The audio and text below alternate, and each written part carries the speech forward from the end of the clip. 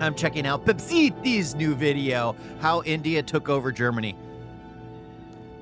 I'm not entirely sure how, well, I don't know. Maybe they're all the doctors in Germany, just like they're primarily the doctors in the US. Who knows? Who knows? But yeah, this is Complexities. A guy from Germany will teach you something about Indian culture.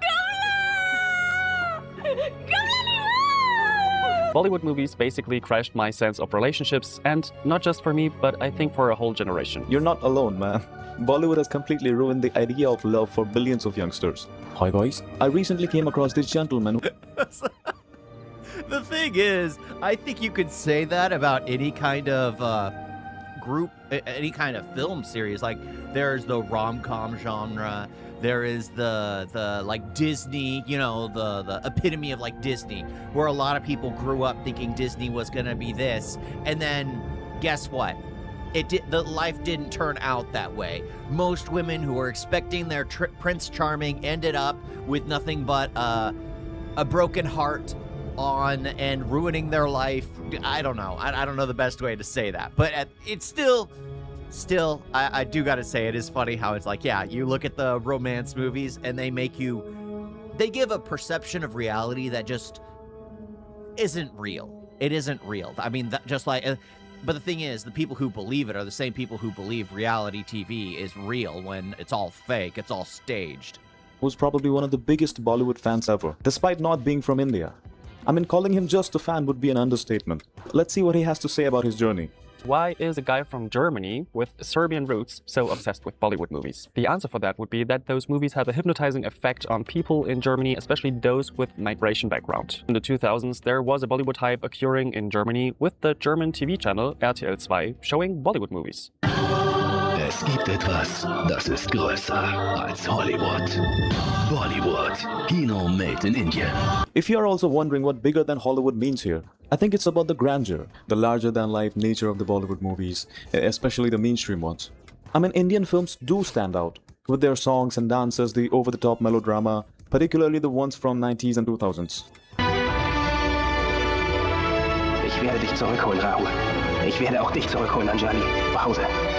Der weltweit erfolgreichste Film aus Indien. In guten wie in schweren Tagen. While cutting this video, I just realized that this is, for Indian people, the first time to hear Shah Rukh's German voice. Like, this is how I grew up with the movies. Und zu ihr sagen, hey, wer immer du bist, ich liebe dich. Well, he does actually sound like Shah Rukh from that time. Just a bit more sassy, I would say. I know my Gen Zs would disagree with me, because they are used to hearing a different Shah Rukh. On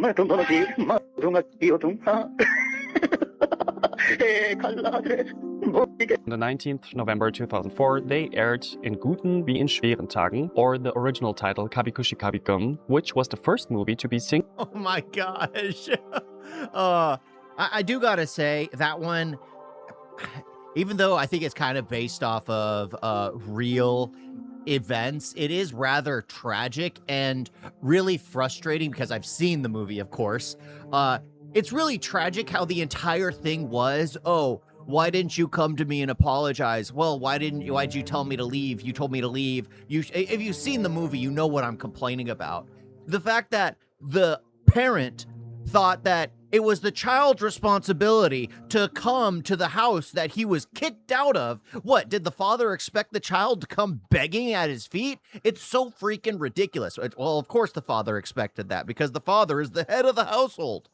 The child knows to grovel before him. And it's just like, again, it's a movie. It's already been made. It's already out. But it's funny how film tends to do that to me. It pisses me off. And sadly, it normally comes from like the Indian cinema, where I get enraged like that. Just like, what was it? Bahubali, when the beginning ends the way it does. I killed your father. It's just like, wait a minute, you can't just end it there. That kind of stuff always pisses me off. Always pisses me off. But yeah, it's normally in Indian cinema. Synchronized in German. I'm trying to pronounce everything correctly. I'm sorry if I say something wrong. No, you're doing amazing. Please keep going. It's still much better than how Indian people pronounce their own names after staying out of India for a couple of weeks. Santosh? So the German people started to fall in love with Indian culture, with... That's because they try to sound American at that point in time, or westernized. every movie that was released. There was for some time even a TV channel that was just playing Bollywood movies. I don't know if that even exists anymore, but who watches TV, right? During that time, a 7-year-old Neolicious found a new obsession that will follow him for the next 22 years of his life. And when I say obsession, I really mean that. I love those movies. Even when I was living in the Zen monastery, I forced people to watch them with me because I wanted them to fall in love with those stories too. And let's be honest, what's better for your spiritual path than watching Rahul and Ajali? Yes, that's exactly what you need to transcend all the boundaries of material existence. A Bollywood movie. But yeah, seriously, that's the thing with stories. I mean, that's basically me with anime as a kid. I always just completely gone, where you just get lost in the worlds that are created for you. They stay with you. It doesn't matter if they're from Hollywood, Bollywood, or the anime world, if it's high quality cinema or something super commercial. What I think matters the most is how it makes you feel. Like in India, there are so-called cinephiles who would judge you for watching this movie. But also there are people who have probably seen it like 1,000,000 times. I mean, just let people watch what they want instead of roasting them for not liking some Italian director's 18th century movie on pregnant frogs. And there really is just something about that culture. One time I had this really deep meditation where I kind of had the feeling that in a former life I was an Indian woman. I don't know why it's a woman. I could tell you, like, I love the music, I love the traditional dresses, I love all those rituals they're doing, but it's more of a sense. It's kind of like home. Even though I technically never entered Indian borders. That's the thing with some cultures. You just feel naturally drawn towards them. And it's not about the geography, the national... Well, yeah, that's the thing. It's just like you can... And this is what I hate about the whole... what is it? What is it where it's cultural appropriation? That's what I hate about that whole nonsense. Is like what some people absolutely want is for you, when you travel somewhere or when you love something, to kind of embody the thing you're enjoying, to show your love for it. Like when I'm wearing like traditional Indian garb, it's everyone that is from India or loves India that absolutely loves seeing a foreigner in it. Because guess what? It's not cultural appropriation. It's just you wanting to embody or feel close to something that you feel close to. That's what it's about. You do the ceremonies, you do the events, you do the all the holidays, because you just want to feel closer to that culture. It has nothing to do with really trying to steal someone's culture. It has to do with wanting to be close to it. I don't understand this whole mindset of just like, oh, just because you're this demographic or this skin tone, you cannot do any of this over here because it belongs to this subsect of people. So you have no right. It's like, what the heck? With that kind of mindset, we will always be hating one another. What you want is intermingling. What you want is people to meld and understand another culture. You will never truly understand another culture if, you don't, fill the shoes that are there. You don't embody the clothes that's there. And that's the thing. It's just like he's fully embodying it. And I'm pretty sure he would get a ton of love from India. Why? Because they would find joy in it. And normally it'd be like the aunties, the elderly women, the elderly guys that enjoy seeing that, especially in the younger generation, especially foreigners from a younger generation. Nationalities, the religions. You could be from anywhere and still feel closer to a culture that is on the other side of the world. You can't do this thing that isn't part of your original culture is racist. Yeah. That's the mindset. I don't even have to mention how so many anime fans just want to move to Japan. But the thing with India is that there's just so much anti-India propaganda that a lot of people end up overlooking its positives. The stories, the art, the philosophy, the culture it has to offer. And obviously the negative preconceived notions about India, it ruins the whole experience before it even begins. I don't know if I would really feel comfortable there, not because I don't want to visit a country, but I have a really big problem with pollution in general, and I think that's a real... Yeah, that's tragic. That's, again... So, my personal experience with India, even though I never saw something even close to this. Not even close. I mean, the closest thing I would say was the dumpster that was overfull because, the dumps trucks were on a riot, on a strike at that point in time, and there was a cow eating the garbage. That was probably the extent. But the thing that really bothered me was the campfires of garbage people had outside their homes. That's something that aggravated me because I know, like in those plastic bags, the type of chemicals and pollutions that just burning them puts into the air, and the fact that they were just burning them right there in front of their houses. Like, especially taking the train ride, taking the train all the way up, you would see houses, and everyone would have like a fire out front. Or you're like going through a market and literally there's might be one stall that has a fire going next to them where they're just throwing trash in it continuously. And I gotta say, that's the only thing that I think is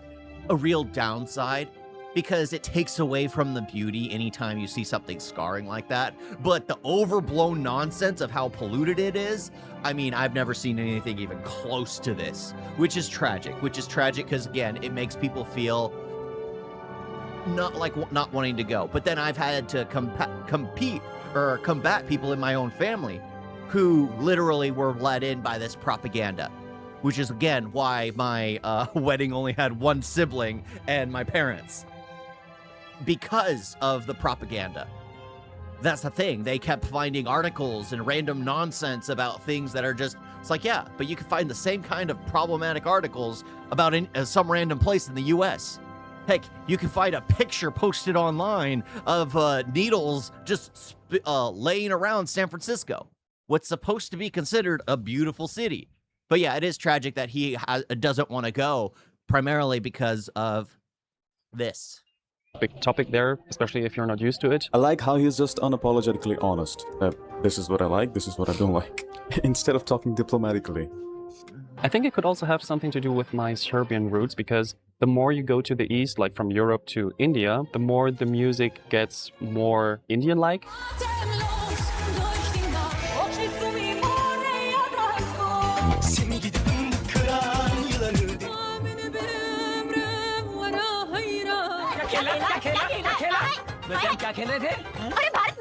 He could have given a better example of Indian music. Yeah. Something like... But I get the point. Indian music It's like, yeah, it just sounded a little much, a little chaotic. influences and is influenced by Persian, Arabic, and Eastern European music. And you could also see How the F you wake up at 4 a.m. in the morning to stream? I don't. I get off of work.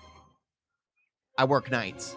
the songs in the Indian movies. So Serbian music has a lot of similarities to Indian music, and I think that was something that made the path for me to love the movies. So since the Indian film industry is much bigger than just the Bollywood genre that I mainly watched, I can't include everything, of course, but to give you a glimpse of my taste in movies, those are my favorites. Of course, Kabhi Khushi Kabhie Gham, Kuch Kuch Hota Hai, Veer Zara, Kal Ho Na Ho. Yeah, you can see that I'm a big Shah Rukh fan. I've watched a lot of movies without him too, of course. So why is the portrayal of love so much more intense and emotional than in other movies or series that are, for example, produced in the US? Leo, I was born to love you. And I always will. First big point, culture. So of course there's also culture in Germany, but it's not so present anymore, especially in those modern days. I don't know if it is still in India, let me know in the comments, but the way it's portrayed in movies, traditional clothing, dancing and music are a big part of it, which is something we don't see so often. So of course it has... Well, it's not only that, it also has to do with like the roles of the family. Again, I don't agree with everything, because I don't believe like a woman belongs in the kitchen or should only be allowed to like stay at home and be the house, because I don't believe all women are the same. Not all women want to do that. But honestly, most women do want to do it as soon as they get start having children, because the instinct to be a mother is something hard for them to fight. As much as the Western culture wants to push against that, being a mother is like inherent in women, as soon as, especially when they start to, you know, show signs of being pregnant. But at the same time, it's just like, I don't think you should ever put someone like in a role. Of course, I think it's funny to joke about how a woman belongs in the kitchen. I mean, I'll make that jokes to my wife, and then she'll dare me to go in the kitchen and I'll just burn everything in there. I mean, I can cook. I have worked as a chef for a while, but she's just better. For me, cooking now is putting something in the microwave with a bit of water in it to make sure it heats up. But yeah, I'm pretty sure it has to do with a bit of that, where it's like, there are these distinguished roles, and in film it's so much easier, especially in like a culture like India, for everyone to immediately understand the roles that each person primarily has. From an outsider watching it, it probably takes some time to understand each individual role, and especially like the hierarchy of a family. But after time, even now, it still kind of bothers me some aspects. But other than that, I mean, you can see how it's endearing, especially from those who grow up in like dysfunctional families or in an environment where dysfunction is encouraged.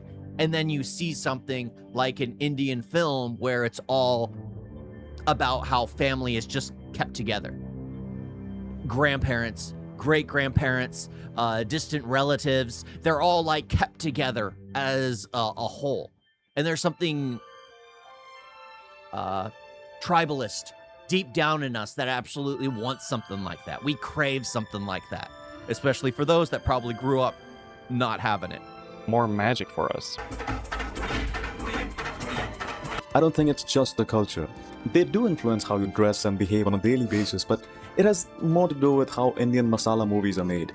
Most Indian festivals are grand and loud, and commercial movies often feel like those festivals, trying to replicate the same energy for a couple of hours for the average Indian. That's how I see it. But at the same time, Indian cinema continues to produce artsy films and music, though unfortunately most of them don't receive the recognition they deserve. Still, I don't believe one is better than the other. It all depends on personal preference. In Bollywood movies, the way they dress, they move, and they sing don't just help us to feel what the characters are feeling, they also create a whole different world.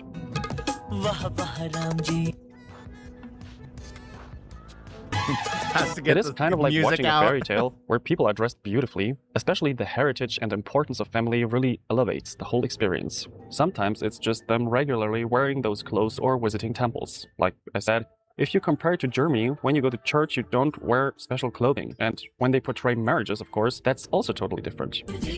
Nah, except for weddings, I don't think people dress up nicely just to go to temples. But also it depends on which part of the country you are from, because there are just... And I think it has to do with like what temples to or what's encouraged. But yeah, I mean, let's be honest, most women tend to always dress nicely. No matter what film you're watching, the guys will always be dressed in whatever random thing they're wearing. It's the women, because they normally have them wearing like saris and, you know, traditional garb, because the clothing is so, I'm not going to say over the top, but you know, it's much more than like this t-shirt. The thing that makes this t-shirt over the top is the fact that it's got text on it.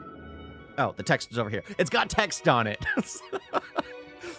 That's what makes this so. But the thing is, in like Indian clothing, my wife's henna dress had like mirrors sewn onto it, so that way when she was dancing, the lights that were hung everywhere were just reflecting off of her dress. It looked so beautiful, but it was so much more, and the dress weighed like, I think like 10 to 20 kilograms.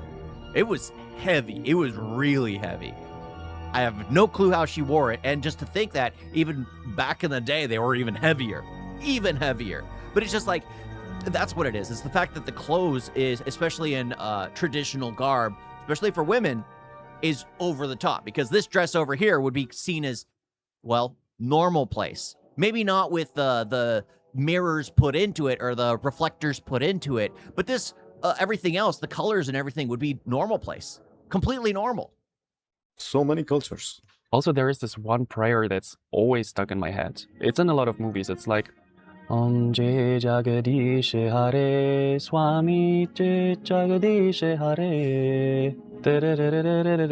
Om Jai Jagadish Hare. I think I googled it once and it's like prayer to a goddess. I'm gonna have to Google that later. So just because of those beautiful prayers, those colorful images, and the way they portray how they love their country is something that is kind of magical. There are bulletproof vests that weigh less than 20. Yeah, because all it is a metal plate that's put inside of the vest.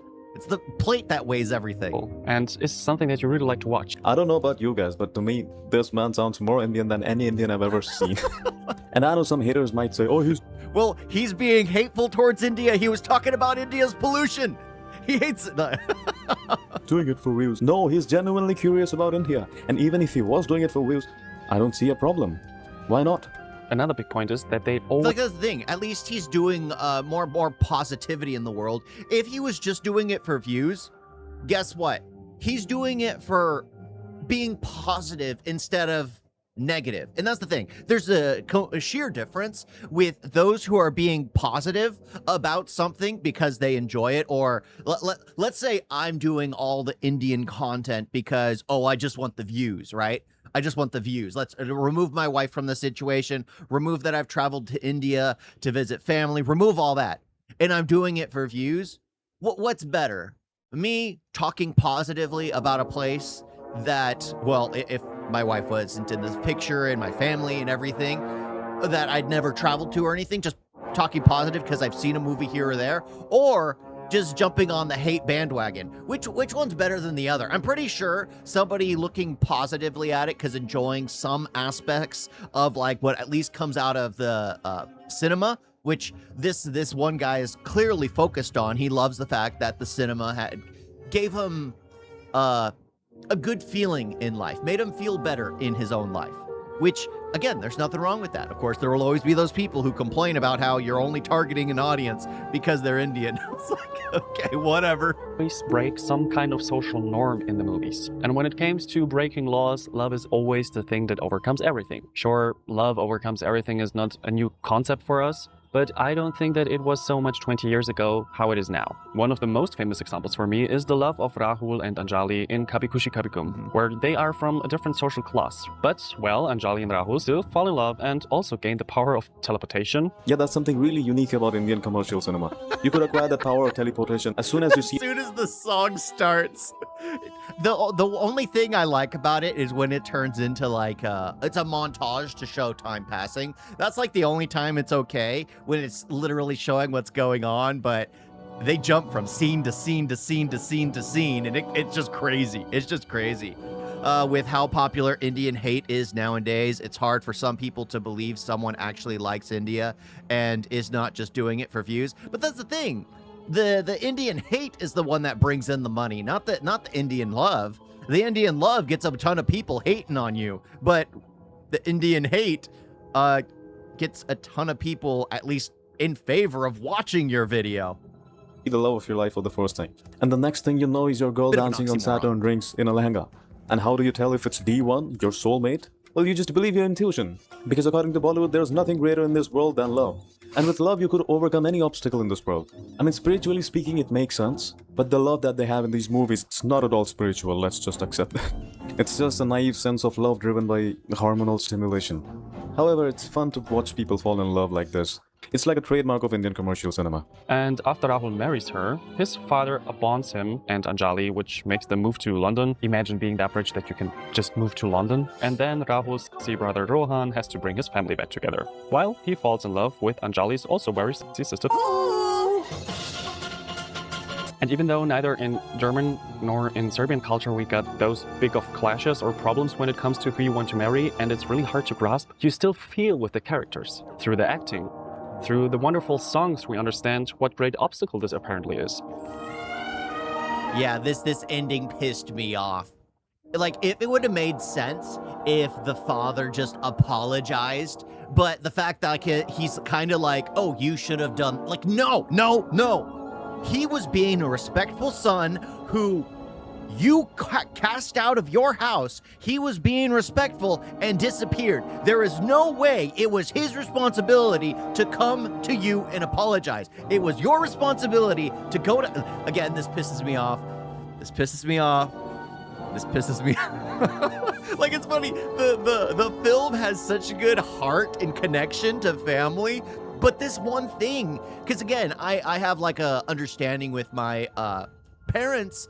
Like, I'm an adult, right? I can talk to my parents. I have a different way of looking at the world than my parents do. Just like my brothers have a different way of looking at the world than my parents do, or I do. It's just like that. That's the thing. We can talk to each other as adults. I never understood this mindset of because you're older, you're smarter, when that's not the case. That is definitely not the case.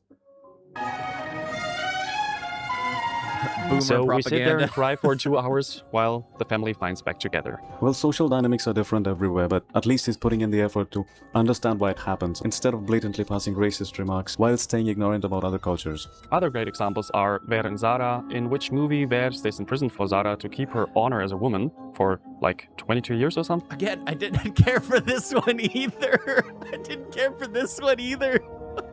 Again, the acting is good, but I think the execution for me was a little off. Was just a little off. Think Kalhonaho, in which Aman knows that he's going to die soon, so he tries to make Naina fall in love with Rohit, or I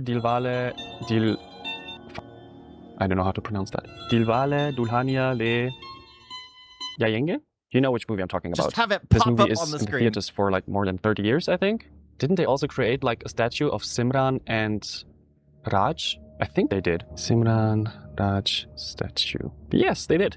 Marking 30th year of Yash Rai Films' historic blockbuster Dilwale Dulhania Le Jayenge, Shah Rukh Khan and Kajol unveiled bronze statue of Raj and Simran at London's Leicester Square.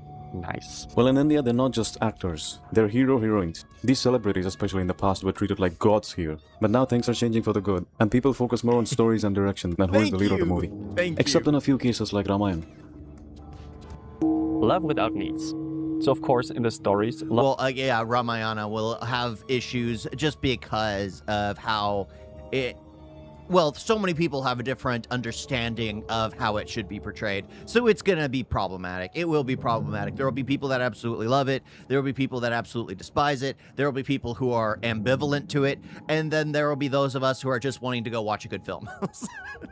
Because we don't know the entire history or culture of it, and we'll just be in it to see if it's going to be a good film. love is the most important aspect. A love between two humans that is so strong that nothing can get between it. And as a kid, of course, you don't know that those kinds of love are as rare as getting born as a beautiful Bollywood actor. And I mean that, they're all so fucking beautiful. They gave me body dysmorphia a lot of times. But again, it's really hard to compare yourself with so beautiful actors if you are 8 years old, right? Anyway, something you realize when you grow up is that love is not always like that. But deep inside of us, we all love the desire to be loved and would love to be loved the way they love each other in those movies. And one point why this works so good, and I think can actually work in real life under certain circumstances, is that in all those stories, their love is so pure and selfless that they don't care about any other need anymore.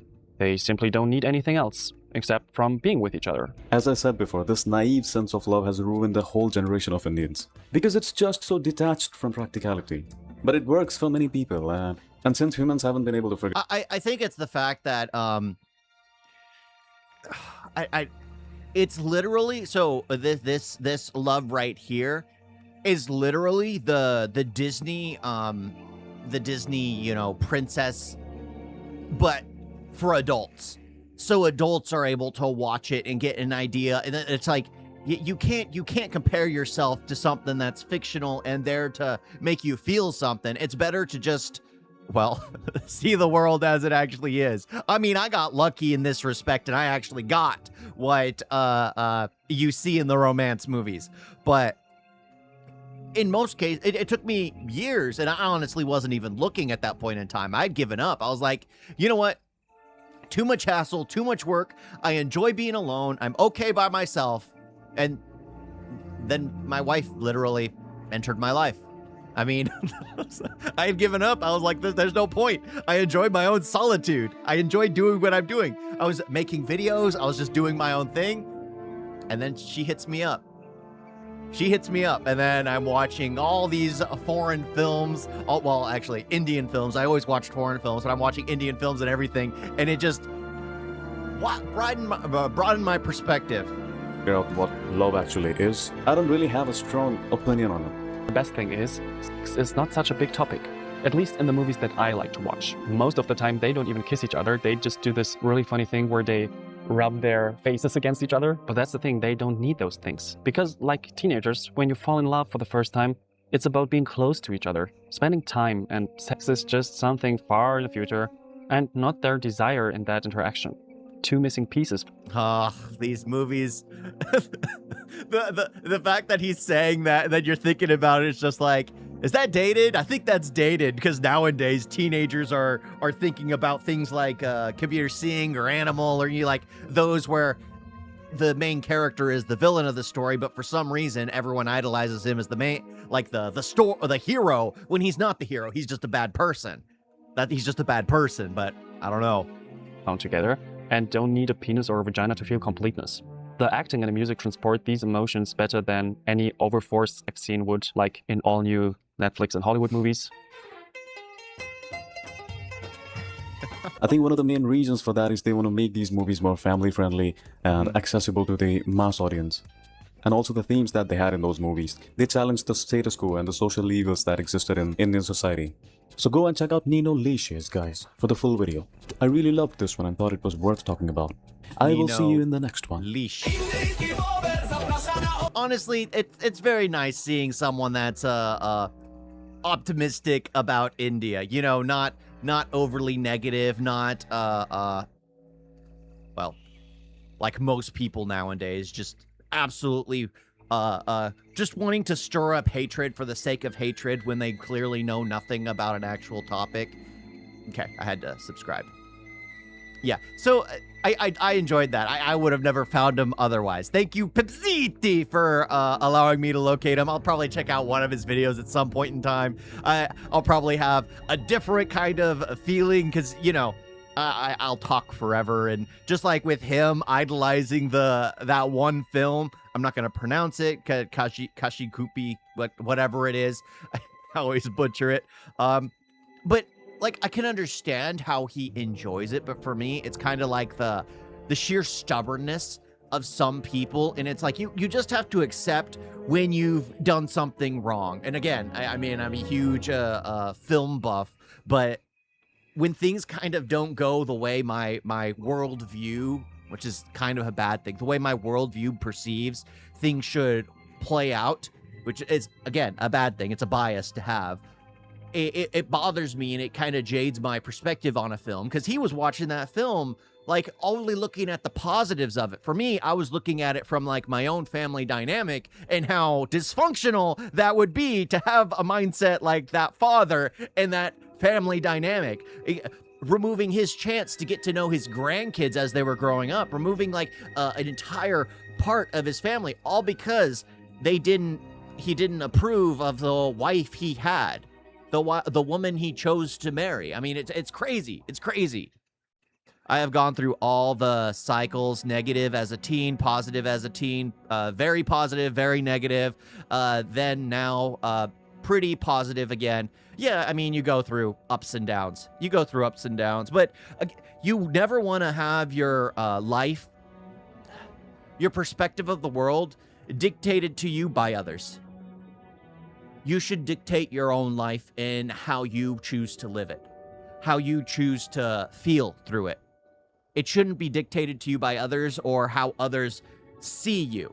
Like, if you're just seeing negativity on social media, then maybe get off social media. And that's the thing. It's like, what's funny is I want to kind of do more of this, but I'm so bad at being on social media that I'll probably never get to that point where I'll be able to, because I'm just not on X. I'm not on Instagram. I try to. I mean, even on my Discord, I'll open it every now and then to add videos to my React folder. But then that's oh my gosh. Primarily my wife is the one doing that because I just forget. I go to work. I come from work. I stream, I get off the stream, I spend time talking with my wife or eating and then going to sleep, and then getting up for work, doing the cycle all over again. Yet most of the views on India has been about the state of India internally. Yeah, and that's the thing. It's just like, it's better to just focus on yourself in the world and not how the world perceives you. Because in the end, what truly matters is what you think of yourself, what God thinks of you, and what your significant other thinks. And if you don't have a significant other, and if you're agnostic or atheist, just fill in those voids with something else. What your best friend thinks of you, and what your parents think of you. You can view your parents as like a divine figure. Your best friend is like a significant other. So, but you always have to have yourself as the kind of counterbalance, so that way if your friend has an issue with you or you feel like life is going hard, but your parents will hopefully always unconditionally love you. That's why I always like between you and God, because God should always unconditionally love you. You should always unconditionally love yourself. But every time you feel down, you should have your parents and your friend there to uplift you. It shouldn't be wanting to seek validation from the rest of the world. The rest of the world will not give that to you, will not give that to you. You have to take what you want for yourself. Sounds kind of bad, but I stand by it. I stand by it. You guys got a video?